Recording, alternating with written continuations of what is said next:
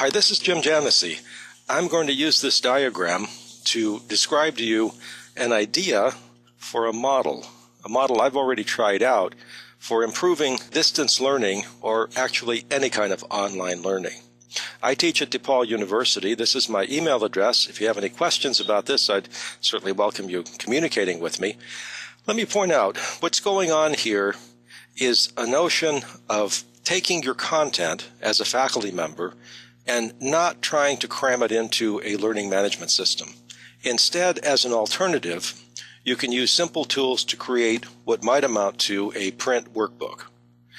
Now, it's not difficult to do this. You can write things using Word, you can output them as PDFs, and you can use simple tools to concatenate those PDFs. And there's even a workbook publisher I can suggest that will accept your material, create a workbook, give it an ISBN number, you retain the copyright, and it goes into the bookstore to support your course. You don't handle paper.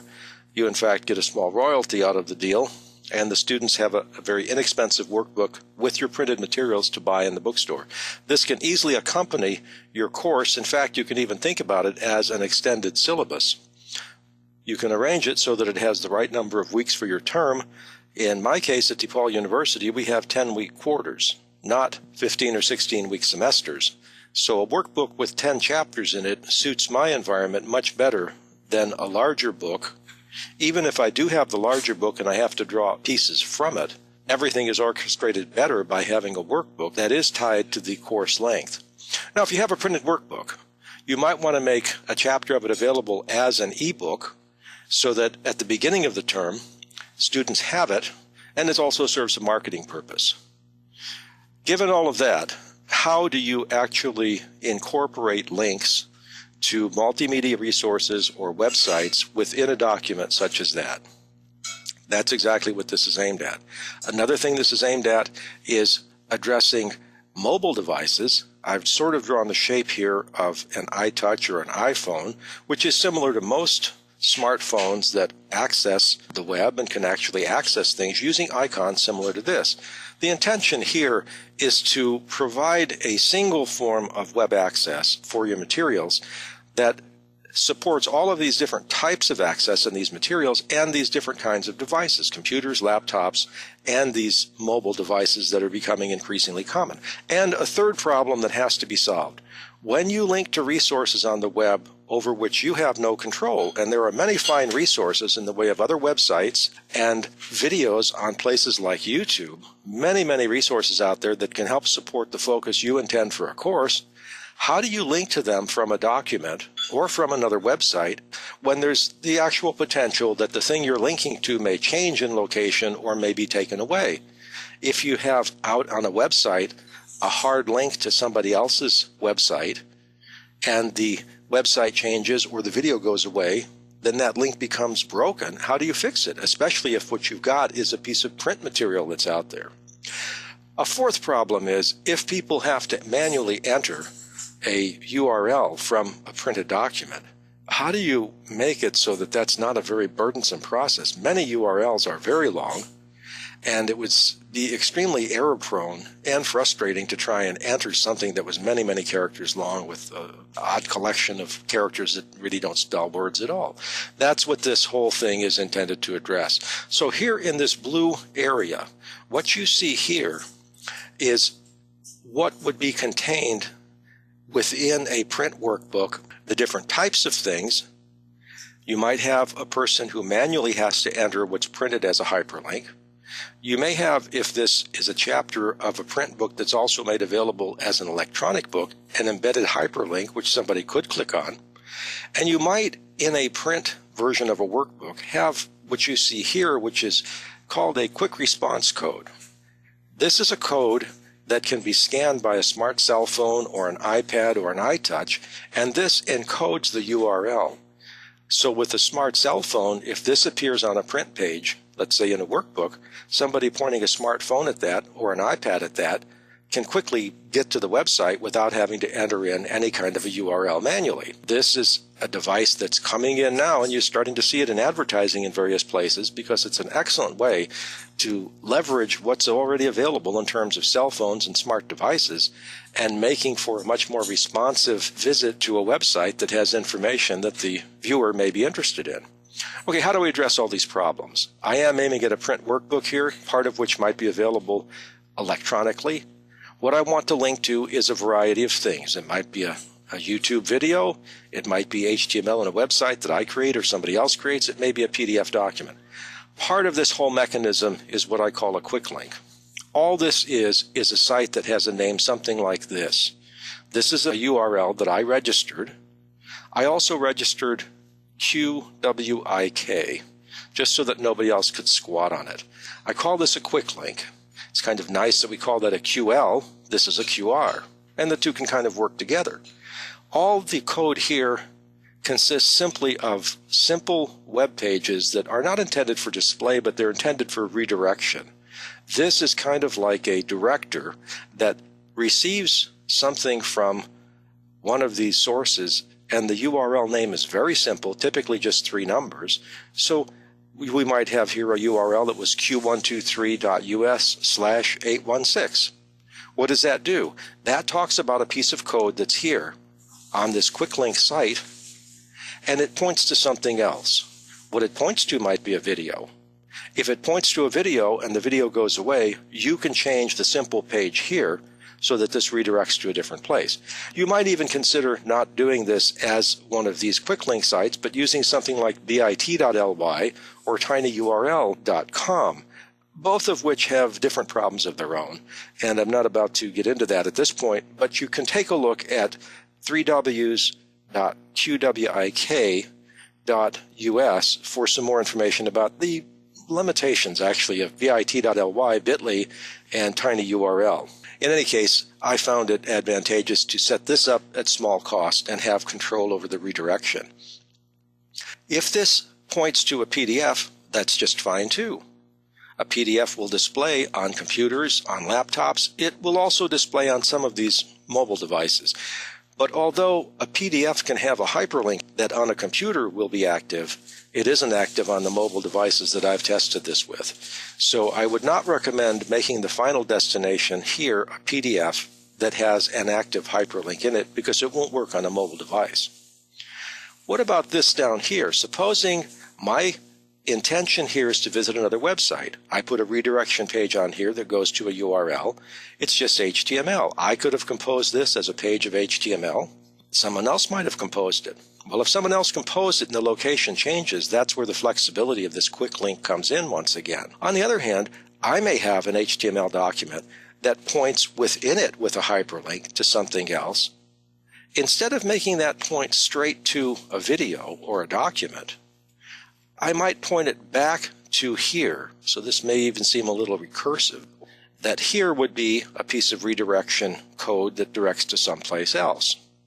That's possible if I wanted to gain that kind of flexibility here. But what I might do with this, if I have a link here, now I've played with various formats of this, and I currently have students evaluating 4 different formats, all of which are rather similar. The design I favor has icons here with either an illustration or a little wording that talks about what it is they're accessing.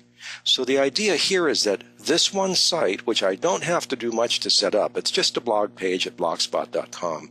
It's open to everybody in the world. I put my materials out there in that form.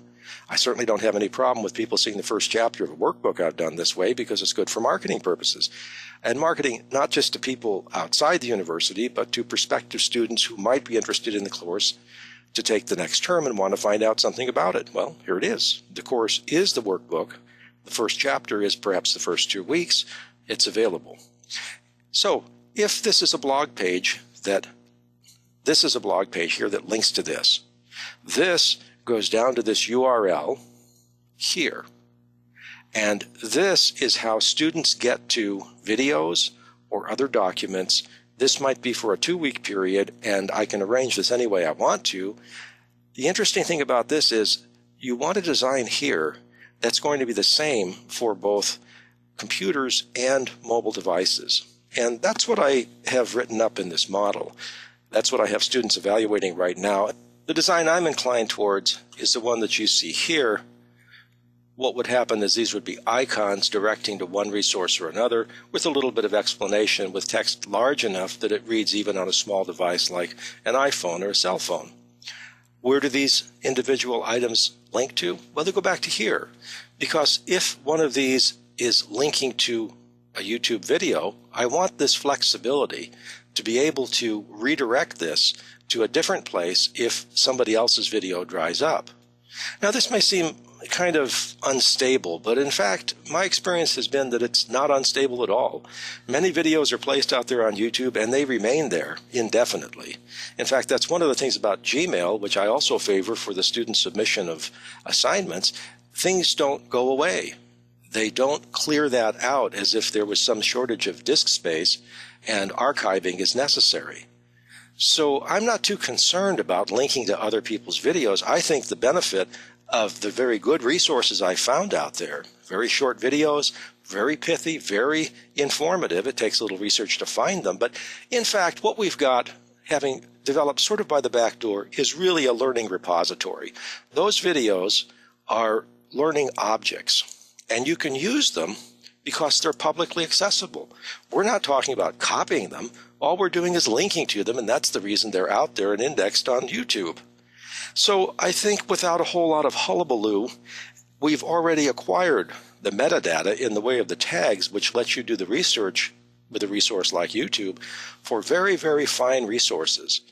And in the write-up that accompanies this, which I will make accessible in the comment with this video on YouTube, I will give you an indication of the kinds of resources that I found successfully on YouTube and I use all the time in courses.